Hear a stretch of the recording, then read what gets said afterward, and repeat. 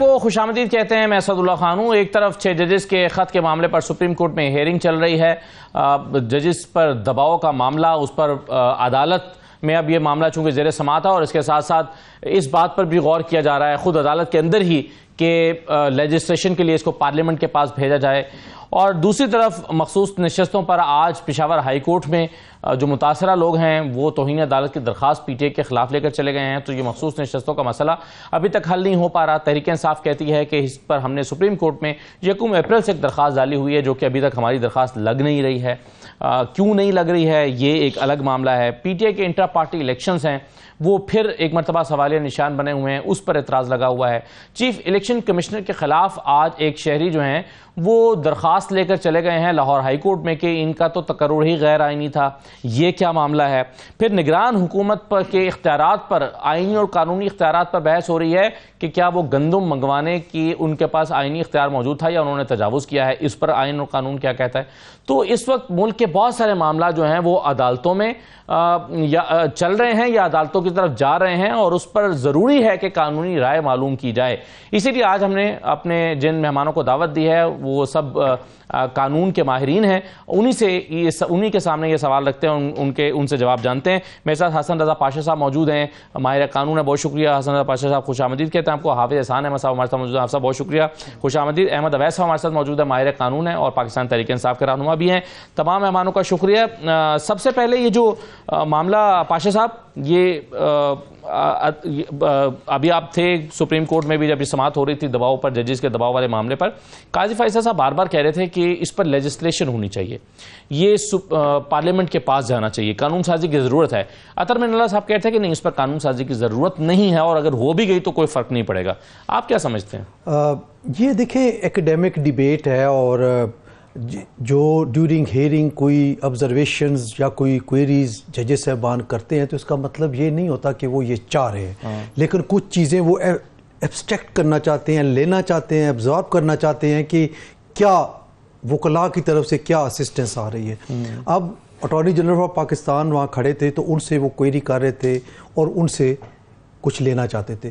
بات یہ ہے کہ ان تمام معاملات کو اگر دیکھا جائے تو ایک چیز بہرحال جس کا اعادہ جناب قاضی فائزہ صاحب نے بھی کیا, اطہر من اللہ صاحب نے بھی کیا, اور تقریباً تمام سٹیک ہولڈرز جو کہ ججز ہیں مختلف ہائی کورٹس کے اور جو بار کونسلز اور بار ایسوسیشنز ہیں, سب اس بات پہ متفق ہیں کہ عدلیہ آزاد ہونی چاہیے اور عدلیہ پہ دباؤ نہیں ہونا چاہیے. بہرحال ایک جو جس چیز کی کمی محسوس کی جا رہی ہے وہ ہے امپلیمنٹیشن. لاز موجود ہیں, آئین موجود ہے, آئین میں آرٹیکل 204 ہے, کنٹیمپٹ ایکٹ کی آپ کہہ رہے ہیں جتنے قانون موجود ہیں اس پر بھی اگر عمل درآمد ہو, میں سمجھتا ہوں کہ اگر اس پہ اسٹرکٹو سینسو عمل درآمد ہو جائے. آپ ذرا یہ دیکھیں کہ اسی سپریم کورٹ آف پاکستان نے ایک منتخب وزیر اعظم کو صرف 1 سیکنڈ کی سزا دی اور کہا کہ Gilani is hereby convicted and sentenced till rising of the court, اور ساتھ ہی اٹھ کے چلے گئے. کچھ 10 یا 15 سیکنڈ تھے, اور اس کے کانسیکوینسز کیا تھے کہ ان کو پرائم منسٹرشپ سے ہاتھ دھونا پڑا, ان کو اگلے 5 سال کے لیے نااہل قرار دیا گیا, اس کے بعد وہ اب الیکشن میں ہیں. کہنے کا مقصد یہ ہے کہ اگر آپ سرٹ کرتے ہیں اور آپ اس کو امپلیمنٹ کرتے ہیں تو پھر تو کوئی مسئلہ نہیں ہے. اب کیا اس کی امپلیمنٹیشن کے لیے سپریم کورٹ آف پاکستان کی پرمیشن کی ضرورت ہے؟ آبویسلی نہیں ہے. یہ کر سکتے ہیں. دوسری طرف سپریم کورٹ نے ابھی 2 صوبوں میں انتخابات کے لیے بار بار فیصلے دیے اور اس پر عمل درآمد نہیں ہو سکا تھا اور نہیں کروایا جا سکا. بات وہی امپلیمنٹیشن کی بات ہے. احمد اویس صاحب, آپ کیسے دیکھتے ہیں اس رائے کو کہ اس معاملے پر قانون سازی ہونی چاہیے؟ اور ایک تاثر اس سے یہ بھی مل رہا تھا کہ سپریم کورٹ اس معاملے کو پارلیمنٹ کے پاس بھیجنا چاہتی ہے کہ پارلیمنٹ اس کو دیکھے. آپ کیا سمجھتے ہیں کون سا صحیح فورم ہے اس کے لیے؟ بسم اللہ الرحمن الرحیم. دیکھیے, یہ اس کا صحیح فورم سپریم کورٹ ہے اور بالکل یہ پارلیمنٹ کے پاس بھیجنے کا یہ ایشو نہیں ہے. ایک نیا قانون بن کے آ جائے گا تو کیا ہو جائے گا. بات تو پاشا صاحب بھی جو کر رہے تھے بالکل درست بات کر رہے ہیں. It is the question of implementation of law. اب یہاں پہ ایک قانون موجود ہے, آرٹیکل 204 پاکستان کے آئین کے اندر موجود ہے. जजिस को इंटिमिडेट करना, उनको ब्लैकमेल करना, उनके साथ इस किस्म का रवैया जो है वो इख्तियार करना, ये एक बहुत बड़ा घिनौना जुर्म है, क्योंकि निज़ाम जुडिशल सिस्टम जो है वो फेल हो जाएगा अगर आपने इसको अलाउ कर दिया और अपने सर से उतार के ये बोझ जो है वो पार्लियामेंट पर डाल दिया कि जी वो करके लाएं। ये बिल्कुल उनका काम नहीं है, ये किसी सूरत भी काम नहीं है। यहाँ पे जजेस अंडर ओथ है, कहते हैं कि जज इज नेवर रॉन्ग। अब उनके साथ जो कुछ हुआ है वो एविडेंस मौजूद है, उन्होंने बाकायदा कलेक्टिवली पहले इनको इंडिविजुअली बताते रहे हैं। जज साहबान को कहा, chief justice Islamabad high court को कहा, उसके बाद उन्होंने सुप्रीम कोर्ट के चीफ जस्टिस को, सीनियर जज थे खुद जस्टिस काजी फैज़ साहब, इनसे भी कहा, लेकिन जब कहीं पे कुछ नहीं, किसी ने रिएक्शन शो नहीं किया, उन्होंने फिर ये 6 जजेस ने ये खत लिखा और उसमें ये एक ओपन लेटर लिखा जो मीडिया में भी आया, सब बात आगे चल पड़ी।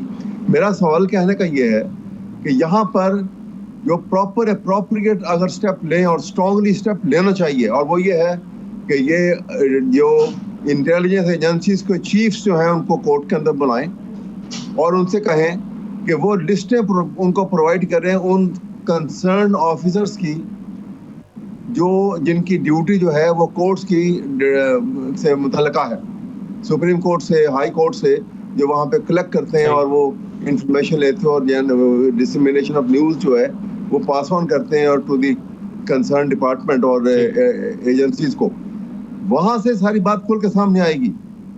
ये they have to take it कि जो जजेस ने कहा है ठीक कहा है। वैसे भी सर अभी तो खैर जवाब अटॉर्नी जनरल के थ्रू, जी अहमद वैसा अटॉर्नी जनरल के थ्रू जवाब तो मांगा गया है तमाम इदारों से, वो तो मेरे ख्याल है अगली हियरिंग पर जवाब आएगा, तो उससे जो आप बात कह रहे हैं मेरा ख्याल है उसमें जवाब मिल जाएगा। ये सोच बिल्कुल गलत है कि ये पार्लियामेंट के सपुर्द कर दिया जाए। सही है। हाफिज एहसान साहब, एक तरफ तो 6 जजेस ने खत लिखा सुप्रीम जुडिशल काउंसिल को, दूसरा एक सहाफ़ी ने दावा किया है कि लोअर जुडिशरी की तरफ से भी इस्लामाबाद हाई कोर्ट के चीफ जस्टिस को जस्टिस मोहसिन अख्तर कियानी साहब के बारे में भी खत लिखा गया, उनके खिलाफ खत लिखा गया है। ये बताइए कि क्या ये अगर ये कोई खत मौजूद है इस तरह का और ये दावा दुरुस्त है तो ये भी सुप्रीम जुडिशल काउंसिल के पास जाएगा? देखिए असद, बिस्मिल्लाहिर्रहमानिर्रहीम, आपका शुक्रिया कि आपने मौका दिया। इस सारी सिचुएशन को अगर 3 वाज़े एरिया के अंदर जाया जाए तो फिर मेरा ख्याल ये है कि चीज़ें आगे बढ़ेंगी। एक तो ये है कि पाकिस्तान आइन या दुनिया का कोई भी आइन जिसके नीचे जुडिशरी काम करती है उसके 2 फंडामेंटल प्रिंसिपल्स हैं। एक ये है कि जुडिशरी के अंदर बैरूनी मुदाखलत नहीं होनी चाहिए, ये पूरी दुनिया के अंदर एक सेटल्ड प्रिंसिपल्स है, और हमारे यहाँ भी हमारी बार एसोसिएशंस या बार लीडर्स जो हैं ये सुप्रीम कोर्ट के लॉयर्स इस चीज़ का नैरेटिव लेकर चलते हैं। सही। लेकिन उसके साथ साथ जो दूसरी इंपॉर्टेंट चीज़ होती है कि अदलिया आइन से मुबर्रा नहीं होती, अदलिया आइन के ताबे है कि जो भी उन्होंने काम करना है वो आइन के ताबे करना है। अदलिया लॉ नहीं बना सकती, अदलिया लॉ को इंटरप्रेट कर सकती है, अदलिया लॉ को स्ट्राइक डाउन कर सकती है, लेकिन अदलिया जो है वो कानून साजी नहीं कर सकती। अब उसका अदलिया नाम किसका है? अदलिया नाम है आपके जजेस का और आपकी लेजिस्लेशन का। सही। अब जो जजेस हैं वो ओथ लेते हैं कि हम कॉन्स्टिट्यूशन के कस्टोडियन भी हैं और हम जो काम करेंगे वो विदाउट फियर करेंगे, विदाउट फेवर करेंगे और विदाउट इल विल के हम काम करेंगे।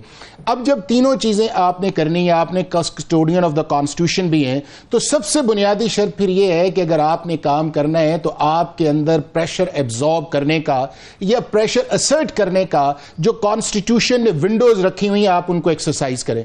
चूंकि आप एक आम जो मामला है उसको किसी ऐसे शख्स के पास आप नहीं लेके जाते आपका या किसी का या मेरा या कोई और भी हो कि जो कमजोर आदमी हो, और जज कभी भी कमजोर नहीं होता।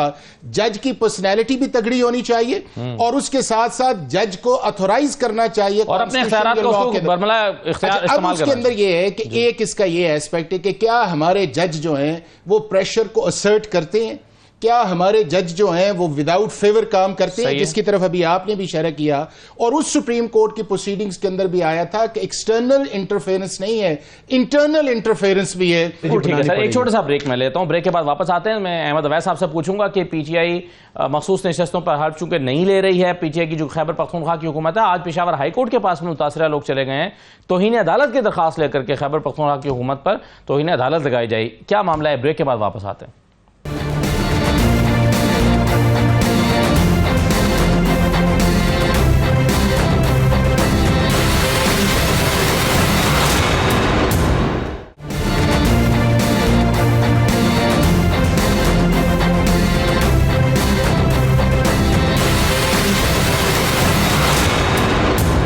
ایک پریشر جو ہے وہ ود ان دی جوڈیشری بھی ہوتا ہے, جیسے میں محسن اختر کیانی صاحب کے حوالے سے کہہ رہا تھا. تو اب اس میں یہ ہے کہ یہ معاملہ کس فورم پر پھر ٹیک اپ ہوگا, یہ والا اگر کوئی خط موجود ہے, اگر کوئی ہے. ایک تو یہ ہے کہ ہمیں سویپنگ سٹیٹمنٹ پہ نہیں جانا چاہیے کہ جی پاکستان کی عدلیہ کے ہر معاملے میں مداخلت ہے. اس ہیئرنگ میں آپ بھی موجود تھے, اس کے اندر 6 چیف جسٹسز آپ کے موجود تھے اور انہی میں سے ایک پاکستان کا چیف جسٹس ہے. سب نے یہ کہا کہ ہمارے کام کے اندر آج تک مداخلت نہیں ہے. آپ سن رہے تھے نا اس چیز کو, پاشا صاحب بھی موجود تھے. اس کے اندر ایک نے کہا میں 4 سال چیف جسٹس رہا ہوں, میرے کام میں بھی نہیں ہے. ایک نے کہا کہ میں ہائی کورٹ کا بھی چیف جسٹس رہا ہوں, میں یہاں پہ بھی ہوں. بلوچستان والوں نے بھی کہا, پشاور والوں نے بھی کہا. تو یہ ایک جو ہم نے پرسپشن بنایا ہوا ہے کہ پاکستان کی عدلیہ کے ہر کام میں مداخلت ہے, یہ نہیں ہے. وہ کن جگہوں پہ مداخلت ہے, وہ ہے ہمارے پولیٹیکل کوسچنز والے معاملے جو پولیٹیشنز بار بار جو ہے ان عدالتوں کے اندر لے کے جاتے ہیں, اوور اینڈ ابو ہے جو پارلیمنٹ کے اندر ریزالو ہونے چاہیے. اب اگر پچھلے 2 سال کے اندر دیکھیں کہ قاسم سوری کی جو رولنگ آئی تھی اس سے لے کے آج تک دیکھیں کہ جو چیزیں پارلیمنٹ کے اندر ریزالو ہونی چاہیے تھی, ایڈریس ہونی چاہیے تھی, بار بار ہم ان عدالتوں کے اندر لے کے گئے اور وہاں کے اوپر پھر ہم نے لائکنگ اور ڈس لائکنگ لگایا کہ یہ میرا بینچ ہے, وہ آپ کا بینچ ہے. اگر فیصلہ آ گیا وہ میری, آپ دیکھ لیں کہ وہ جو فیصلہ تھا اس سے آج لے لیں, اور پشاور ہائی کورٹ کا 5 ممبرز بینچ کا اسپیشل سیٹ پہ فیصلہ, ہم نے کوئی فیصلہ مانا ہے. اب کرتے یہ ہیں کہ ہم اپنی شارٹ کمیز کو جو پالیٹیشنز ہیں یا یہ ویکنس ایریا ہے, ہم اس کو ایک سویپنگ سٹیٹمنٹ کے اندر لے جاتے ہیں تو پتہ نہیں ساری چیزیں کس طرح چل رہی ہیں. امپورٹنٹ میں سمجھتا ہوں اس چیز کے اندر یہ ہے کہ اگر آپ نے اس ایشو کو ایڈریس کرنا ہے, جو لیٹر آیا ہے اس کو اپروو کہاں پہ ہو, اور بالکل سپریم کورٹ کے جو فل کورٹ نے مناسب فورم کہا تھا کہ اس کا فورم جو ہے وہ انکوائری کمیشن ہے. وہ انکوائری کمیشن جو ہے کیا سپریم کورٹ کا خود جج کر لے, ان کی بال کورٹ میں ہے, یا پاکستان کی فیڈرل گورنمنٹ وہ کر لے, اور وہ بھی طے جو تھا آپ کے فل کورٹ نے کیا. اگر آپ نے پروو کرنا ہے آپ کو انکوائری کمیشن میں جانا پڑے گا, اور اگر آپ نے نہیں کرنا, اگر وے فارورڈ کرنا ہے تو 184 کے اندر 7 رکنی بینچ نے جو پہلی ہیئرنگ کی تھی اس میں بھی انہوں نے کہا تھا کہ جی قاضی فیصل صاحب سمجھتے ہیں کہ یہی صحیح طریقہ تھا جو انہوں نے اختیار کیا. دیکھیں کہ 3 تاریخ کو جو میٹنگ آئی فل کورٹ کے لیے کہ آئندہ 29 کو آئے گی, تو کیوں نہیں فل کورٹ کی میٹنگ آئی, چونکہ چیزیں تو 2 دفعہ ڈیسائیڈ ہو چکی. پاشا صاحب ابھی میں جیسے کہ ذکر کر رہا تھا کہ اگر ایک اور معاملہ, یعنی ایک خط اگر لوور جوڈیشری کی طرف سے لکھا جاتا ہے, جیسے کہ میں ابھی ایک مثال بھی دے رہا تھا محسن اختر کیانی صاحب کے حوالے سے دعویٰ کیا جا رہا ہے کہ ایک خط لکھا گیا ہے, تو اس میں ایک سینئر پیونر جج جو ہیں اسلام آباد ہائی کورٹ کے محسن اختر کیانی صاحب, ان کے پاس کیا اتنے اختیارات ہوتے ہیں کہ وہ لوور جوڈیشری کے اوپر اثر انداز ہو سکیں؟ دیکھیں یہ بڑی خوفناک بات ہے, اور کل ہیئرنگ کے دوران آپ موجود تھے, آپ نے سنا ہوگا کہ آنریبل چیف جسٹس نے ملٹی ڈائمنشن انٹرفیئرنس کی بات کی, انٹرنل بھی کی اور ایکسٹرنل بھی کی. جی یہاں بار بار کہا انہوں نے, اور انٹرنل ہوتی ہے, یہ بات نہیں ہے. اپنے ساتھی جج کو کوئی کہہ سکتا ہے, اپنے سبارڈینیٹ جج کو کوئی سفارش کر دیتے ہیں, اس کا خیال رکھنا. تو یہ چیزیں بھی انٹرفیئرنس کے زمرے میں آتی ہیں. تو جب اب کچھ کرنے جا رہے ہیں تو ان کو مد نظر رکھنا پڑے گا کہ کیا انٹرنل جو ہوتی ہے انٹرفیئرنس, اس کا بھی کوئی کلا کما کرنا ہے یا نہیں کرنا. اور میرا خیال یہ ہے کہ یہ ایک, جس طرح جسٹس منصور علی شاہ صاحب نے کل ہیئرنگ کے دوران کہا کہ it is a golden opportunity for اس کہ ہم اس کو ڈیسائیڈ کریں کہ ہم نے کدھر لے کے جانا ہے, کیا ہم نے فائر وال بنانی ہے, اور کیا میکنزم سیٹ کرنا ہے کہ ونس فار آل یہ سیٹل ہو جائے. یہ نہ ہو کہ ہم تو چلے جائیں اور ہمارے بعد آنے والے پھر اسی سیٹ پہ بیٹھ کے یہی باتیں کر رہے ہوں گے, جی کس طرح کریں ہم. احمد اویس صاحب, پشاور ہائی کورٹ میں کچھ متاثرہ لوگ چلے گئے ہیں آج توہین عدالت کی درخواست لے کر کہ 28 مارچ کو فیصلہ آیا تھا پشاور ہائی کورٹ کا کہ مخصوص نشستوں پر لوگوں سے حلف لیا جائے, لیکن آج تک وہ حلف نہیں لیا گیا. آپ سمجھتے ہیں توہین عدالت ہو رہی ہے؟ دیکھیے اس میں بہت سارے مسائل ہیں, ابھی مجھے اس کی ڈیٹیلز پہلے پتہ لگی, میں آئی ہیون سین کہ وہ آرڈر جو تھا, وہ کیا آرڈر تھا کہ جس کی توہین کے متعلق کی بات کر رہے ہیں. لیکن بہت سارے اس میں ایشوز ہیں ریلیٹنگ کہ جس طریقے سے الیکشن کمیشن نے ایکٹ کیا اور آگے وہ سیٹیں جو ہیں وہ بانٹ دی ہیں ان کے اندر, کانسٹیٹیوشن تو اس کے اوپر خاموش ہے, کانسٹیٹیوشن میں یہ کہیں نہیں لکھا ہوا. اسی طرح سے یہ آرڈر جو ہے کہ ان کا جو اوتھ نہ لینے والا ایشو ہے, یہ دیکھنا پڑے گا. لیکن بہرحال سیدھی بات تو یہ ہے کہ جو کورٹ کا آرڈر ہے اس کو امپلیمنٹ تو ہونا ہے. اس میں سے تحریک انصاف کا موقف یہ ہے کہ چونکہ ہم سپریم کورٹ میں گئے ہوئے ہیں अपील लेकर, तो सुप्रीम कोर्ट से फैसला आएगा तो फिर उस पर अमल दरामद करने या ना करने का फैसला होगा, सुप्रीम कोर्ट का इंतजार है। क्या ये आर्गूमेंट दुरुस्त मालूम होता है आपको? ये आर्गुमेंट्स जो है इसको पार्शली कह लीजिए कि वो इंतजार कर रहे हैं, लेकिन जब तक सुप्रीम कोर्ट ने कोई इंजंक्टिव ऑर्डर नहीं दिया। असल में चाहिए ये था कि सुप्रीम कोर्ट को ये मैटर इतना अहम है कि बाकी सारे काम को छोड़ के उनको चाहिए था कि ये इसके ऊपर ये केस को फिक्स करते और इसके ऊपर इंजंक्टिव ऑर्डर इशू करते अगर करना था उन्हें, क्योंकि उस इंजंक्टिव ऑर्डर की बुनियाद के ऊपर ये प्रॉपर तरीके से इसको रोका जा सकता था। अब क्योंकि उन्होंने वो एक स्टे ऑर्डर इशू नहीं किया, तो इस वजह से वो स्टे ऑर्डर के ना होते हुए तो फिर ये कंटेम्प्ट वाला केस तो है वो एक मुनासिब कार्रवाई की सूरत अख्तियार कर लेता। सही, ये इसका ख्याल बिल्कुल सही। हाफिज साहब, इसमें चीफ जस्टिस काजी फैसल साहब जो हैं वो तकरीबन हर हेयरिंग पर माजी के चीफ जस्टिस साहिबान का हवाला देते हुए कहते हैं कि जी उन्होंने अपने सवाबदीदी इख्तियारात को इस्तेमाल करते हुए केसेस को पेंडिंग रखा, नहीं लगाया, कई साल या कई महीनों तक नहीं लगाया। अभी यहाँ पर पीटीआई की शिकायत ये है कि 1 अप्रैल से दरखास्त पेंडिंग पड़ी और इस पर दारोमदार है बहुत सारे मामलात का, सेनेट इलेक्शंस तक का इस पर इन्हिसार है। तो ये क्या आपको पीटीआई का शिकवा दुरुस्त मालूम होता है या तौहीन अदालत की दरखास्त लाने वालों का मौक़िफ़ दुरुस्त मालूम होता है? देखें असद, एक तो ये है कि आर्टिकल 51 या आर्टिकल 106 जो है कॉन्स्टिट्यूशन का, जो रिज़र्व सीट्स का है, उसके अंदर बड़ी वाज़ेह चीज़ें हैं कि प्रोपोर्शंस के हिसाब से जो है वो आपको सीट्स मिलनी चाहिए जो आप इलेक्ट करके आए हैं।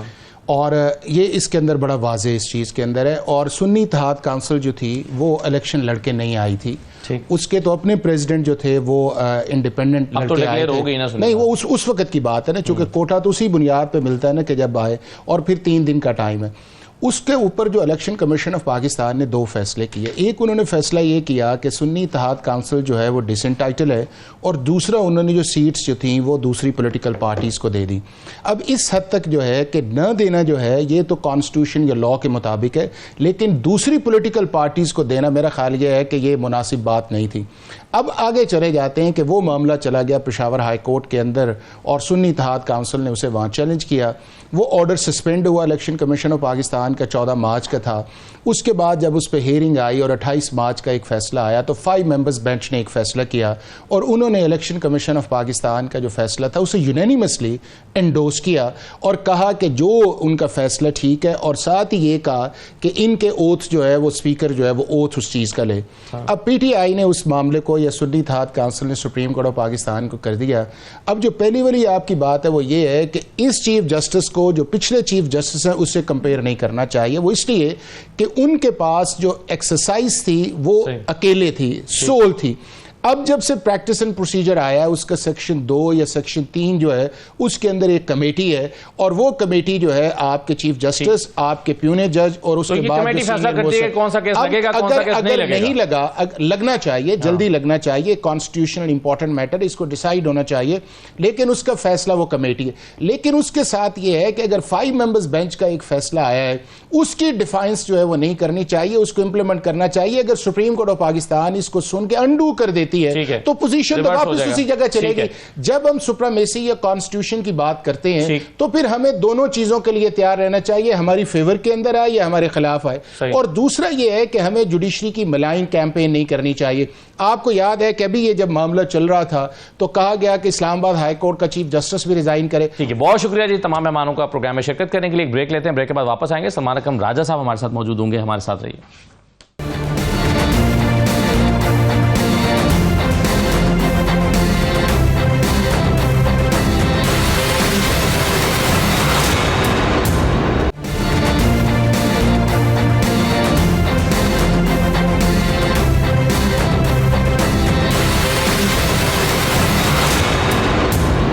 ब्रेक के बाद दोबारा आपको खुशामदीद कहते हैं। सलमान अकरम राजा साहब हमारे साथ मौजूद हैं, माहिर कानून हैं, तहरीक इंसाफ के रहनुमा हैं। बहुत शुक्रिया सलमान राजा साहब प्रोग्राम में शिरकत करने के लिए। सलमान साहब, अभी 6 जजेस के खत के मामले पर 6 रुकनी बेंच समाअत कर रहा है। जजेस पर दबाव के हवाले से जो केस सुप्रीम कोर्ट में चल रहा है उसमें कानून साजी की ज़रूरत पर जोर दिया है बार बार चीफ जस्टिस साहब ने अपनी हेयरिंग में, गुज़श्ता जो समाअत हुई है। ये बताइए कि आपके ख्याल में किन किन पहलुओं पर कानून साजी की ज़रूरत है? دیکھیں، قانون سازی ہمیشہ ایک اچھی چیز ہوتی ہے اور یقیناً قانون سازی ہونی چاہیے. جو شکایات ہیں جو اسلام آباد ہائی کورٹ کے جج صاحبان کے ساتھ ہوا، کیا اس کی ایک طرح سے حد بندی ہو جائے گی؟ آئندہ ایسا نہیں ہوگا؟ تو مجھے بالکل اس بات کا یقین نہیں ہے کہ قانون اگر بن بھی گیا تو آئندہ ایسا نہیں ہوگا. دیکھیں، آئین موجود ہے، جو حلف لیا جاتا ہے وہ موجود ہے، سیاست میں دخل نہ دینے کا ایک وعدہ کیا جاتا ہے، لیکن اس سب کے باوجود ہوتا ہے. تو آئین سے برتر تو کوئی قانون سازی نہیں ہوگی نا. تو آئندہ بھی جو قانون بنے گا اس کو اگر کسی نے ماننا ہوا تو مانے گا، نہیں ماننا ہوا تو نہیں مانے گا. صحیح ہے. سلمان صاحب، ایک اور معاملہ بشرا بی بی ہی سے متعلق ہے اور اس میں اپیل چل رہی ہے عدت کیس میں، جس میں آپ وکیل ہیں، اور اس کیس میں گزشتہ جو سماعت ہوئی ہے اس میں خاور مانکا صاحب نے آ کر جج پر اعتراض اٹھایا. آپ اسے توہین عدالت سمجھ رہے تھے، اگرچہ ان کی خاور مانکا صاحب کی درخواست مسترد ہو گئی ہے، لیکن آپ کیسے سمجھتے ہیں کہ یہ درخواست دائر کرنا ہی توہین عدالت ہے؟ دیکھیں، ہم نے مثال دی جو جسٹس بابر ستار نے اسلام آباد ہائی کورٹ میں کیا. دیکھیں، یہ بالکل نظر آ جاتا ہے کہ یہ ایک درخواست کیوں دی گئی ہے، اور اس درخواست میں جو الزام لگایا گیا وہ اتنا لغو تھا کہ یہ ایک طرح سے عدالت کے روبرو توہین تھی. یہ کہنا کہ آپ کی ہمدردیاں مشہور ہے اور کوئی اس کا جواز یا کوئی ثبوت نہ دینا، اس کا مقصد بھی یہ تھا کہ جو عدالتی عمل ہے اس میں رخنا ڈالا جائے. تو عدالتی عمل میں رخنا ڈالنا، انصاف کے حصول کو مشکل بنانا اور عدالت پہ ایک بے جا الزام لگانا، یہ تمام معاملات توہین عدالت کے زمرے میں آتے ہیں، یا کم از کم ایسے معاملات ہیں جن کے حوالے سے عدالت تادیبی کارروائی کر سکتی ہے اور چاہے تو فائن جو ہے وہ عائد کر سکتی ہے. سلمان صاحب، ایک اعتراض آپ کا یہ بھی رہا ہے کہ اسی کیس میں جو خاور مانکا صاحب کے وکیل ہیں رضوان عباسی صاحب، وہ بار بار التوا مانگتے ہیں، تاریخ پر پیش نہیں ہوتے ہیں، پیش ہوتے ہیں تو 2 بجے کا وقت دے کر چلے جاتے ہیں. میں نے 2-4 دن پہلے میرے شو میں وہ موجود تھے، میں نے ان کے سامنے یہ سوال رکھا کہ سمان راجہ صاحب یہ اعتراض اٹھا رہے ہیں، تو انہوں نے کہا یہ تو بہت معمول کی بات ہے ہماری عدالتوں میں، آپ کے بہت سارے کیسز ہوتے ہیں، آپ کو ان کیسز میں بھی جانا ہوتا ہے، اس کے مطابق آپ بعض دفعہ التوا مانگ لیتے ہیں، تو یہ تو بہت معمول کی بات ہے، اس پہ اعتراض کی کیا بات ہے؟ دیکھیں، مقدمے پہ اس کا انحصار ہوتا ہے اور یہ معمول کی بات نہیں ہونی چاہیے. اسی لیے 20-20 سال مقدمے ہماری عدالتوں میں پڑے رہتے ہیں. ایک مقدمہ آپ نے شروع کر دیا، آپ نے 1 دن بحث کی، 2 دن بحث کی، اس کو آپ سمیٹیے، ختم کیجئے. یہ کہنا کہ مجھے 3 ہفتے کا التوا چاہیے، اس کے بعد میں بیمار ہو جاؤں گا، شاید چھٹیاں آ جائیں گی، معاملہ اپریل سے دسمبر تک پہنچ جائے گا، اسی طرح تو یہ ہوتا ہے. جن ممالک میں نظام عدل جو ہے وہ اس نیت سے کام کرتا ہے کہ لوگوں کو عدل دینا ہے، وہاں جب ایک دفعہ مقدمہ شروع ہو جائے تو 1-2-3 دن میں وہ ختم ہو جاتا ہے. ایسے نہیں ہوتا کہ آپ ایک دن 20 منٹ بحث کریں، پھر 2 ہفتے بعد آ کر 10 منٹ اور کریں. تو ہمیں اپنے پورے نظام کو ٹھیک کرنے کی ضرورت ہے اور یہ اختیار عدالت کے پاس موجود ہے. دیکھیں، سیشن کورٹ میں تو جو سنوائی ہے وہ 3 بجے بھی ہو سکتی ہے. اگر آپ صبح 9 بجے، 10 بجے، 11 بجے آپ کہتے ہیں میں ہائی کورٹ میں ہوں، تو آپ بعد میں بھی آ سکتے ہیں. یہاں پہ تو ایسا بھی ہوا کہ ساتھ کی عدالت میں بیٹھے بیٹھے پھر مری لوگ چلے گئے اور کہا ہم بحث نہیں کریں گے. لیکن چلے، ان باتوں میں ہم نہیں پڑتے کیونکہ یہ معاملہ عدالت کے سامنے پیش ہو چکا ہے اور اب ہم امید کرتے ہیں کہ 8 تاریخ کو جو تاریخ مقرر ہے اس دن بحث ہوگی اور معاملہ ختم ہوگا. آپ کو لگتا ہے کہ ایک ہی سماعت میں یہ معاملہ نمٹ جائے گا؟ دیکھیے، ایک نہیں، اس کی بے شمار سماعتیں ہو چکی ہیں. یہ معاملہ اب 5-6 ہفتوں سے عدالت کے سامنے ہے. پوری بحث جو ہے کئی گھنٹوں پر مشتمل اور کئی دنوں پر محیط ہو چکی ہے. جی ہاں، مزید ایک سماعت میں سمجھتے ہیں آپ کے ختم ہو جائے گا؟ ہو سکتا ہے. جی ٹھیک ہے. یہ بتائیے سلمان راجہ صاحب کہ چیف الیکشن کمشنر کے تقرر کے حوالے سے آج ایک درخواست ہائی کورٹ میں دائر کی گئی ہے اور چیف الیکشن کمشنر کے تقرر کو چیلنج کیا گیا ہے اور کہا گیا ہے کہ جی اشتہار کے بغیر تقرر کیا گیا. پھر اس میں ایک آرگومنٹ یہ بھی دیا گیا ہے کہ آئینی ادارے میں ریٹائرڈ افسر کا لگانا جو ہے وہ ملک و قوم کے ساتھ زیادتی ہے. تو آپ کیا سمجھتے ہیں کہ اس حوالے سے قانون کیا ہے؟ کیا کسی شخص کو، کیا ریٹائرڈ افسر کو الیکشن کمیشن کے چیف کے طور پر اپوائنٹ نہیں کیا جا سکتا؟ دیکھیے، میں نے نہ یہ درخواست دیکھی ہے، نہ میں جانتا ہوں کہ کس نے دائر کی ہے، کیا دلیل انہوں نے دی ہے. لیکن ایسا تو ہوتا رہا ہے ماضی میں، ہمارے ہاں ریٹائرڈ لوگ ہوتے رہے ہیں مقرر. تو وہ بات تو بظاہر مجھے مزید تحقیق کیے بغیر بہت وزنی نہیں لگتی. باقی معاملات ہیں پروسیجرل، اس پہ ہماری ججمنٹیں ہیں ماضی کی، ان کا اطلاق کبھی عدالتیں کرتی ہیں کبھی نہیں کرتی. ماضی کی بڑی سخت ججمنٹیں ہیں، فیصلے ہیں سپریم کورٹ کے پروسیس کے حوالے سے کہ کسی کی تعیناتی اگر کسی بڑے عہدے پہ کرنی ہے تو وہ کیسے کرنی ہے، اشتہار، اس کے بعد سمری کیسے بننی ہے، وغیرہ وغیرہ. لیکن ان تمام فیصلوں کا اطلاق بھی بس ہوتا ہے کبھی اور کبھی نہیں ہوتا.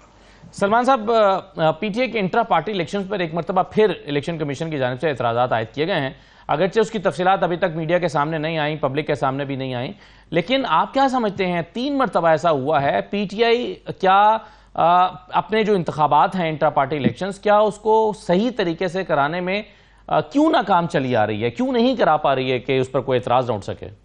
دیکھیے، یہ تو آپ کا مفروضہ ہے کہ وہ صحیح طریقے سے نہیں کرا پا رہی. دیکھیے، ہمارا تو الیکشن کمیشن کے حوالے سے ایک بڑا وزنی موقف ہے کہ وہ اس تمام اسکیم کا حصہ ہیں جس کا مقصد پی ٹی آئی کو اور پی ٹی آئی کے امیدواروں کو نقصان پہنچانا رہا ہے. لیکن بہرحال دیکھیں گے ان کے اعتراضات کیا ہیں اور دیگر جماعتوں کے حوالے سے کیا صورتحال ہے اور کیوں وہ ایک ہی جماعت کے حوالے سے یہ اعتراضات اٹھاتے ہیں. یہ تمام باتیں سامنے آئیں گی تو ان کا بغور جائزہ لے کر کوئی جواب دیا جائے گا. سلمان صاحب، آخری سوال میرا یہ ہے کہ ایک بحث اس وقت ہو رہی ہے کہ 300 ارب کا ایک سکینڈل ہے اور گندم جو ہے وہ امپورٹ کی گئی نگران حکومت کی طرف سے $1 ارب کی. یہ گندم امپورٹ نہیں ہو سکتی تھی، نگران حکومت کے پاس اختیار نہیں تھا. یہ بتائیے گا کہ کیا نگران حکومت کے پاس یہ بڑا فیصلہ کرنے کا، کیونکہ ہم نے قانون میں تو یہ دیکھا ہے کہ کوئی بھی ایسا فیصلہ نگران حکومت نہیں کر سکتی جس کا امپیکٹ آنے والی حکومت کے اوپر ہو رہا ہو، تو کیا، اور وزیراعظم جو تھے نگران وزیراعظم وہ کہتے ہیں کہ جی ان کا فیصلہ آئینی اور قانونی بھی ہے اور درست بھی ہے. آپ اس فیصلے کو کیسے دیکھ رہے ہیں، کیونکہ اب یہ بہت بڑا مسئلہ بن گیا ہے؟ دیکھیں، ایسے معاملات پہ کوئی ہلکی بات نہیں کرنی چاہیے جب تک پورے جو معاملات ہیں، جو حقائق ہیں، وہ سامنے نہ ہوں، جزیات سامنے نہ ہوں. اس لیے میں کوئی تفصیلی بات تو اس پہ نہیں کروں گا. ہمارے قانون میں ترمیم بھی کی گئی ہے نگران حکومتوں کے حوالے سے، ان کو کچھ معاشی فیصلے کرنے کی اجازت بھی دی گئی ہے. اب دیکھنا پڑے گا کہ یہ معاملہ اس ترمیم کے احاطے میں آتا ہے یا نہیں آتا. لیکن بظاہر انہوں نے پرائیویٹ سیکٹر کو اجازت دی کہ وہ درآمد کرنے گندم، اور اس کا کوئی جواز بھی، کوئی سمری بھی ہوئی تھی. ان چیزوں کو دیکھنا پڑے گا کہ یہ واقعات کیا تھے اس وقت، یہ دانشمندانہ فیصلہ تھا یا کسی اور وجہ سے یہ فیصلہ کیا گیا. اور قانونی پہلو بھی اس کا دیکھیں گے کہ اس کو ایک روزمرہ کی بات کے طور پہ کیا گیا یا ایک ناگہانی صورتحال سے نمٹنے کے لیے کیا گیا. تو اس طرح کی طاقت تو ہوا کرتی ہے نگران حکومت کے پاس. ظاہر ہے نگران حکومت اگر ایک ناگہانی صورت پیدا ہو جائے تو منجمد تو نہیں رہ سکتی، لیکن دیکھنا پڑے گا کہ کیا واقعات تھے جو حکومت کے سامنے پیش کیے گئے اور حقیقت کیا تھی. سلمان صاحب، جاتے جاتے یہ بتا دیجیے گا کہ آپ کا اپنا جو معاملہ ہے، لاہور سے آپ نے الیکشن لڑا اون چودھری صاحب کے مقابلے میں، آپ کے مطابق فارم 45 کے حساب سے آپ جیت چکے ہیں. یہ اس وقت کہاں پر پہنچا ہوا ہے، کس سٹیج پر ہے اور کتنے عرصے میں آپ اس کا نتیجہ ایکسپیکٹ کرتے ہیں؟ دیکھیں، جو ہم نے الیکشن اپیل فائل کی، جس کو الیکشن پٹیشن کہتے ہیں، اس کو تو فائل ہوئے بھی اب تقریباً 1 ماہ ہو گیا ہے اور وہ لگ نہیں رہی. تو یہ انتہائی قابل تشویش بات ہے کہ اس میں ایک بھی سنوائی ابھی تک نہیں ہوئی، ایک بھی ہیئرنگ نہیں ہوئی. تو ہم دیکھیں گے یہ معاملہ کب آتا ہے عدالت کے سامنے. قانون تو یہ کہتا ہے کہ 4 ماہ میں حتمی طور پہ فیصلہ کرنا ہے. ان 4 مہینوں میں سے 1 مہینہ تو ہیئرنگ ہوئے بغیر گزر چکا ہے. بہت شکریہ. سلمان اکرم راجہ صاحب ہمارے ساتھ موجود ہیں، ماہر قانون ہیں، پاکستان تحریک انصاف کے رہنما بھی ہیں. مختلف موضوعات پر ہم نے ان کے سامنے سوال رکھے جس کا انہوں نے جواب دیا ہے. یہ آج کا پروگرام تھا. اجازت دیجیے، اللہ حافظ.